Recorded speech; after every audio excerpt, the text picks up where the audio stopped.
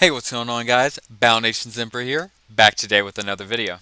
And today, guys, we're going to be discussing PvP, or player versus player, in Battle Nations. So, in the last video, we discussed player defense or base defense, basically discussing some of the base defenses, some of the base military you can build in the game to help defend your base.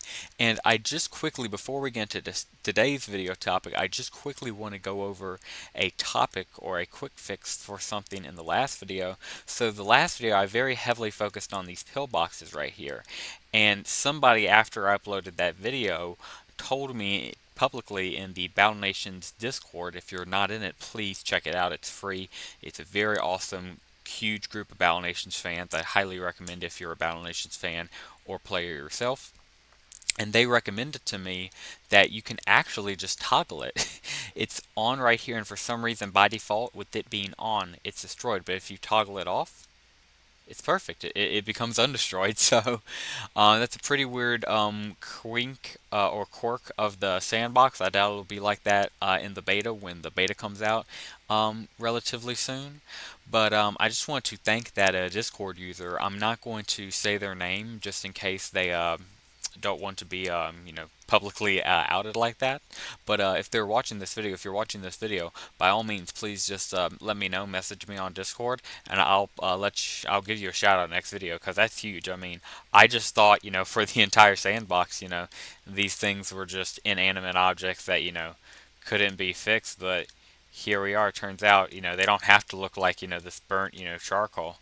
You can just toggle them off, and they're perfect.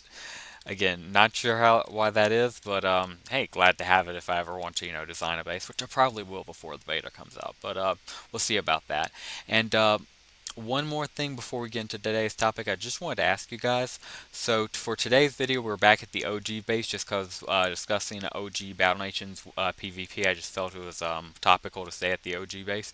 But if you guys want to go back to, every new video has a new map, because we can do that, because this sandbox has several, like dozens and dozens of maps. So we can definitely do a map per video until the beta comes out easily. So just let me know if you guys want a new map per video, if you want to stick with the OG map. But for today's video, we'll be sticking with the OG map just because it fits today's theme.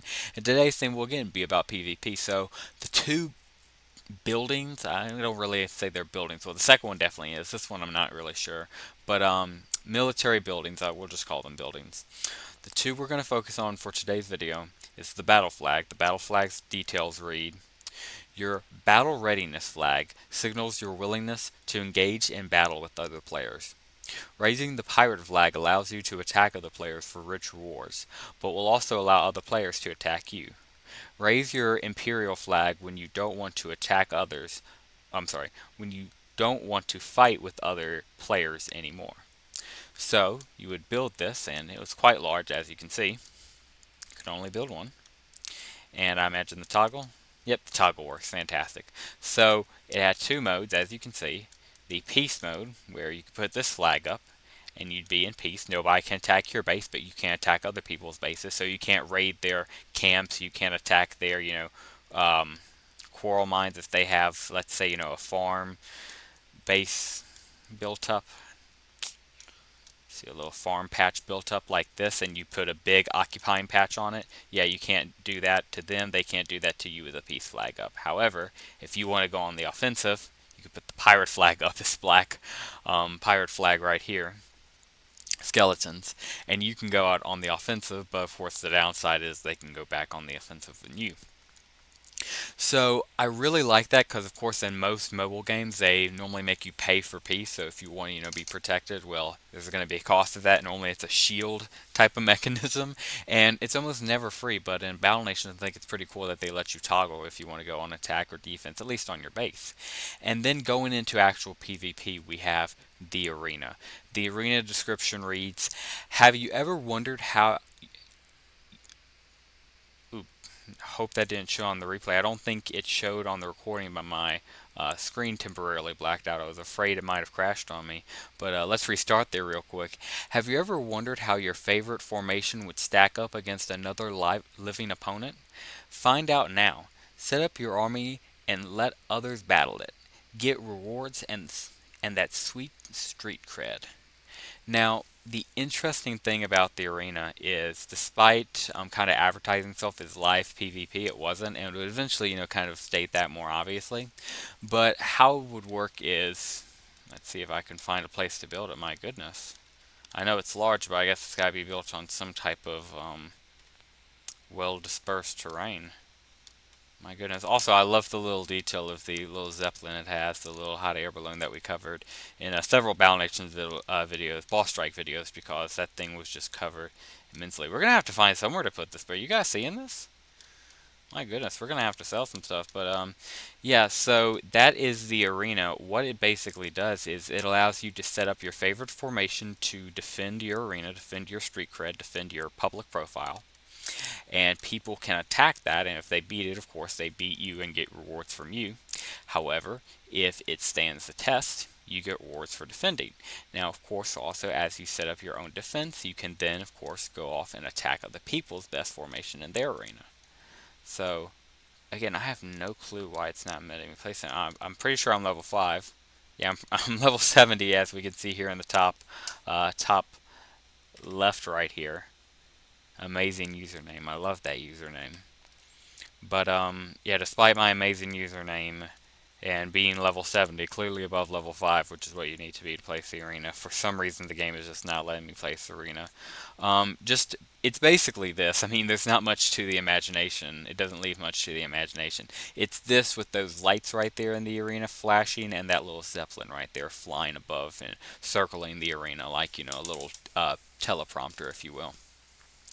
So, in my opinion, and this is going to be a little bit of a hot take, and I would 100% welcome the opposite opinion in the comments down below. Just please be civil about it with other users, whether you agree with me or whether you completely disagree with me.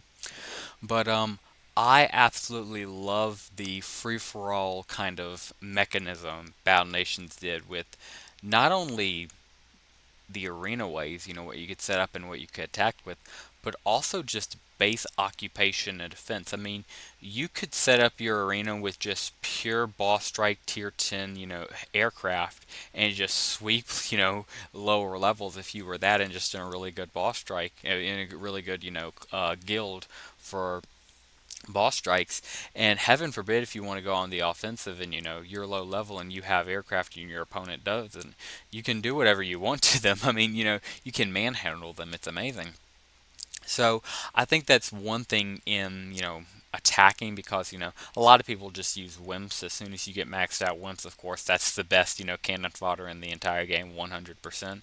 It's literally just gold to repair them in the hospital and no materials, and it's a few gold at that. So yeah, once you max out wimps, as we all know, you just use them constantly. But early on, especially lower levels, if you have some of those aircraft and nobody else does, it's a big problem for one thing again on the offense, for attacking other bases when you're trying to get good resources. Maybe they have, again, I built this silly little farm over here, but let's build something a little bit more serious. Let's say you have, let's see, if you want to build something that's worth an occupation, something that you would seriously go for, right? So, unfortunately, I can't think of anything off the top of my head. Oh, resources has got to be a good one.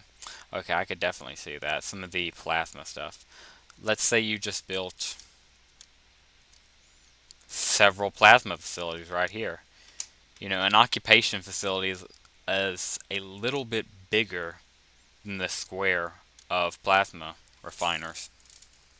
So I could certainly 100% see somebody just occupying, with the ball strike units early on. Of course, they wouldn't be occupying, buildings this advanced and, artificial, and be something a little bit, smaller. But, for smaller players, that's a good bit of trolling. You and your friend just start the game. You have the pleasure of getting into a really good guild. He doesn't. You can just troll the heck out of him. I mean, it's a pretty funny scenario y'all could find yourselves in. But nevertheless, that's just about it. I would love to hear what you guys have to say about this. Really, I apologize about the arena. I am, again, not sure what's going on there. It's the only building I've ever seen behave like this. It will not place anywhere. If I rotate it, it will not work. I apologize about that. If anybody knows the solution, please, of course, comment down below. I would love to hear it. And if please let me know if you'd like to be shout out for the solution. I'd love to give you a shout out for it as well. But with that being said, I think that will just about do it for us today, guys. This channel and this community is doing awesome. The Discord is getting really big, and the subreddit is growing at a massive rate too. Speaking of which, this channel, ever since passing 100 subscribers, is just blowing the top off. I think we're, last I checked, at 112 subscribers, which is insane. Thank you guys so much for that. If you're new here, please consider subscribing down below. If you liked this video today, please consider smashing that like button. And with all that being said, thank you very much for watching this entire Battle Nations video all the way through. And I hope you have a great rest of your day.